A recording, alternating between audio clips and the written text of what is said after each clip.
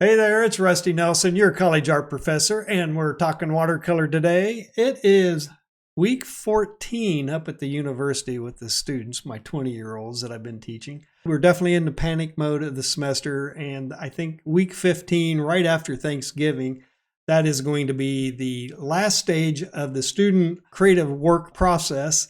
And that it would be the stage where it's all the work while crying. And I think there's going to be several students exercising that creative process come week 15. And then we have finals, and then everything, the clouds part, the birds sing, the rays of sunshine come down upon them again. So then they have like a 3-week break, 4-week break through December and early January. And then we're off, and that'll be my last semester teaching. So yes, if you are new to the channel, I am a soon to be retiring college art professor and looking forward to retirement. Have a whole new stage in life, kind of setting in the wings, ready to get going, and I'm excited to get started doing that. So, and this YouTube channel is going to be a part of that. And if you are new to the channel, that is what I'm doing. I'm essentially bringing the things that I have done for the last 28 years, teaching foundation drawing, and that would be observation drawing and figure drawing. And then I also teach in the design area, and the watercolor and the gouache techniques that I have learned over the years, I used to employ with my illustration class and would teach the students some traditional methods that way. That has all changed in the 28 years since I've been teaching. It's now everything's done in tablets and iPads and in Photoshop or on the computers with graphics tablets. So it's been a very interesting 40-year career since I've gotten started and got out of college, because when I got out of college and started working in advertising, everything was still analog. Everything was done the way it was done for decades. And then almost immediately as I started working, all of the technology started really ramping up and changing. Desktop publishing came out probably about 4 or 5 years after I started working in advertising in a traditional sense. So I had a good span of time really to get pretty good with the traditional methods of the marker comps and sketching and drawing out what a photograph would look like, what the illustrations would be, specking type, or even drawing type. Everything we had in the ads, we had to draw by hand. So I got fairly good with being able to draw typefaces and comp up headlines and things like that. But almost immediately, it seemed like, well, looking back, it seems like immediately it started transitioning over to desktop publishing. And all of a sudden we were sitting in front of computer screens and pushing pixels and moving type around with the mouse. So that was quite the experience throughout my career. And I think I've talked about this a couple times on the channel before, but the disruptions that have happened in the industry over the years. So the first big one for me was the desktop publishing and learning how to work with computers and do what I would do in a traditional sense, where I used to comp it up with markers and everything. Now you're doing it on a computer screen. So that was a pretty big disruption. And that went along quite a while as we were learning all of that and all the technology kept rolling out. The next big thing was then websites, the .com boom. That was going bananas, and we were scrambling around trying to learn HTML coding or find some software that worked like PageMaker or Quark Express that would let you just do a point and click and drag and drop type thing, and that never did come. So and as about the time I transitioned into higher education, I was working full-time, getting my graduate degree in the evenings, working on stuff at night. And about the time I was wrapping up my graduate degree, I had a chance to sell my business, and I moved into higher education and went along there pretty quick. And when the program I came into was predominantly print design, and I was immediately trying to figure out ways of integrating web design into the program. And that took a number of years trying to get the right people in place as the program grew.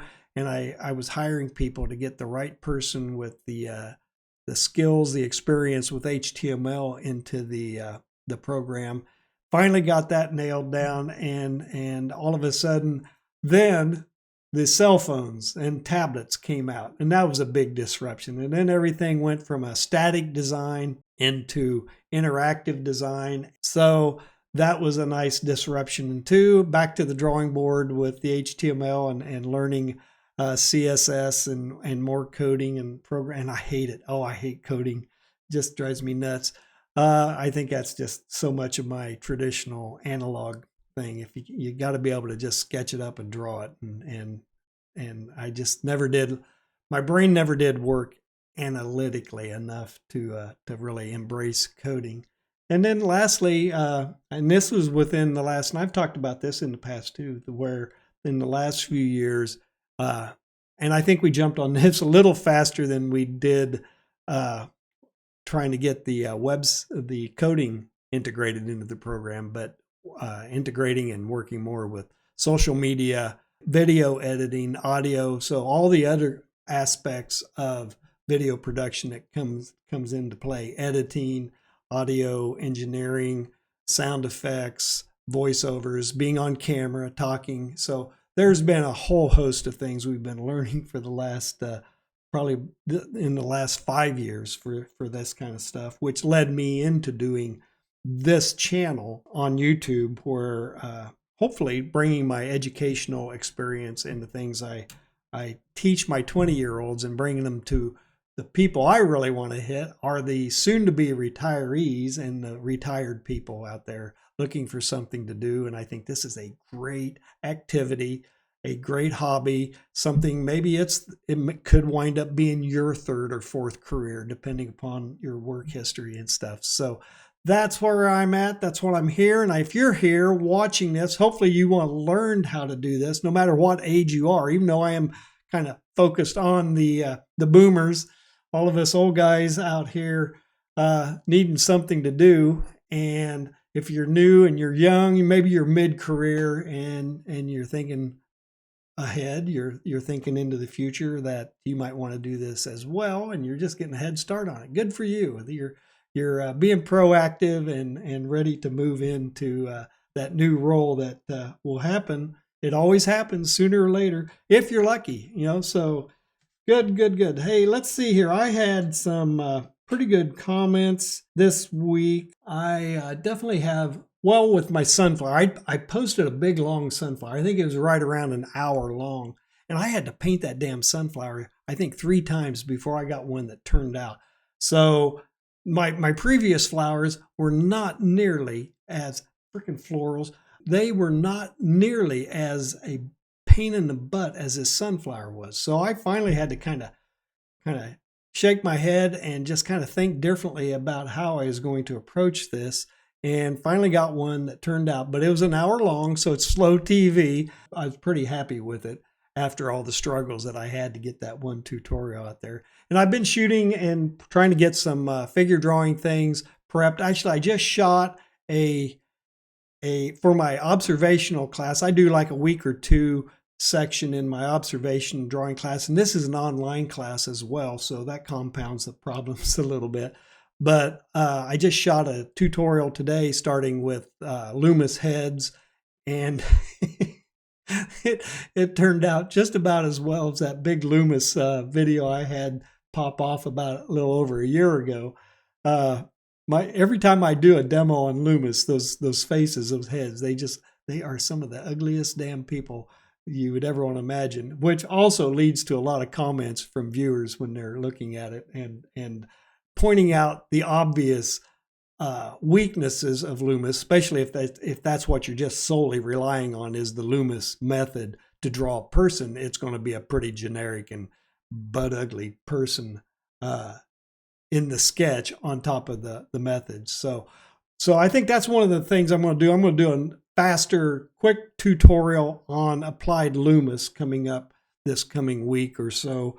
And I do have a watercolor where I'm also applying essentially the the practice that you've been doing, if you're really interested in figure drawing and putting people into your paintings, you definitely have to do the figure drawing. These essentially, it's a weekly study. You just go in and draw people. You're not making art, you're understanding the figure. And that's what some of my earlier drawing tutorials with the figure are. They're kind of the process, starting out with quick warm-ups, 30-second to 1 minute mannequin gesture drawings. You're trying to find the rhythm in the pose, and then you move into more extended poses, taking it from a minute up to 5-minute to 10-minute poses.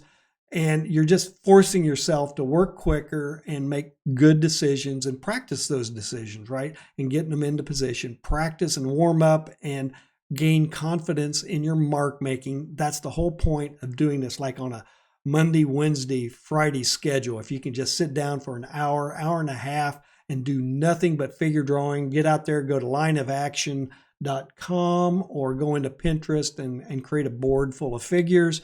Get out there and just practice these things until your hand and eye sync up and you're able to do it convincingly, believably, and then you can start adding them into artwork.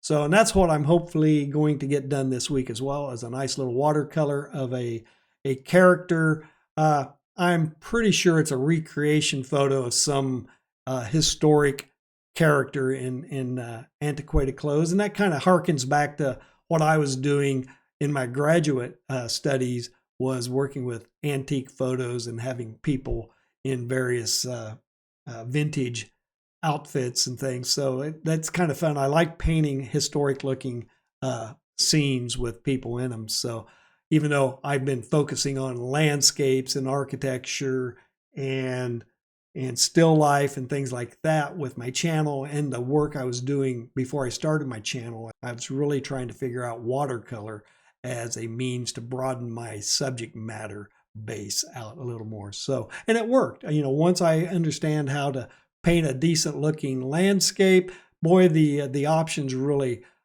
open up to you. So depending upon what you're wanting to do, you just got to do it and do it a lot and keep after it until it starts becoming second nature. And until you can, it's always fun when you get that first piece where everything falls into place. And that's the cool thing about watercolor, is that when it works beautifully and it's effortless. It just is so simple. I had a person drop a comment about they had painted a lot with acrylic and oils in the past, and they're picking it up and they're trying to do watercolor now. And the way you paint with oils and acrylics is so much different than how watercolor works. And I think that's where the rap on watercolor comes from, is that you have all these people who are used to doing all that intricate mixing on the palette and then putting it on the canvas and layering it and pushing it around. And if it's oil, the freaking stuff never dries, right? And I'm sure that's the feature people like.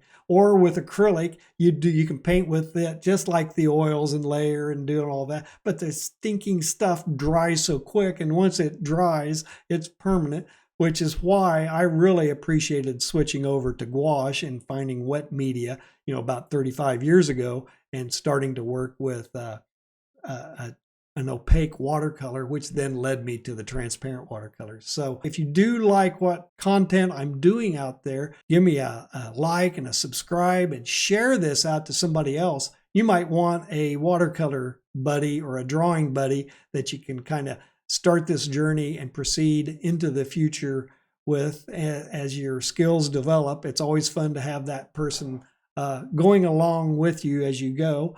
And if you think I'm doing anything with the free tutorials on this channel, please consider going over to my Patreon channel and give me a $5 a month membership. Those kind of supporting memberships really do help me keep going. It helps me upgrade my equipment and give me a little flexibility in improving what I'm producing here.